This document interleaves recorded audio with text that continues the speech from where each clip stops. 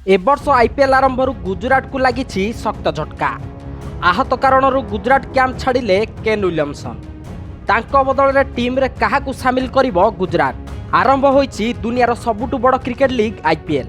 गत 3 दिन मध्य 5-5टी बड़ मुकाबला खेला जाई सारलाणी, किंतु ए वर्ष आईपीएल रो पीछा छाड़ुनी खेलाड़ी मानकर आहत समस्या। टूर्नामेंट आरंभ हेबा आगरु मध्य अनेक खेलाड़ी आहत कारणरू आईपीएल रु बाद पड़िथिले, किंतु चलित टूर्नामेंट रे मध्य समस्त टीम रो पीछा छाड़ुनी आहत समस्या। सूचना अनुसार आईपीएल रो उद्घाटनी मैच रे सामना सामनी होइथिले दुई टीम चेन्नई एवं गुजरात। गुजरात टाइटन्स फील्डिंग समय रे एक छक्का रोकिबाकू प्रयास करथिले केन विलियमसन, किंतु दुर्भाग्यवशत तांको डाहाण आंठू रे खूब जोर रे आघात लागिथिला। अत्यधिक जंत्रणा कारणरू उक्त मैच रे पड़िया को ओह्लाई पारि नथिले केन।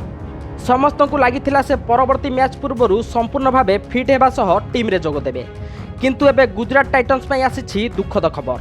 तेबे केन विलियमसन संपूर्ण आईपीएल रु बाद पड़िथिबार सूचना मिलिछि। एहा परे एबे चिंता रे टीम मैनेजमेंट। तेबे गुजरात केन को बदल रे केउ खेलाड़ी को टीम रे शामिल करिवो ताहा एपर्यंत स्पष्ट होई नाही। ब्यूरो रिपोर्ट, डिजिटल खबर 24।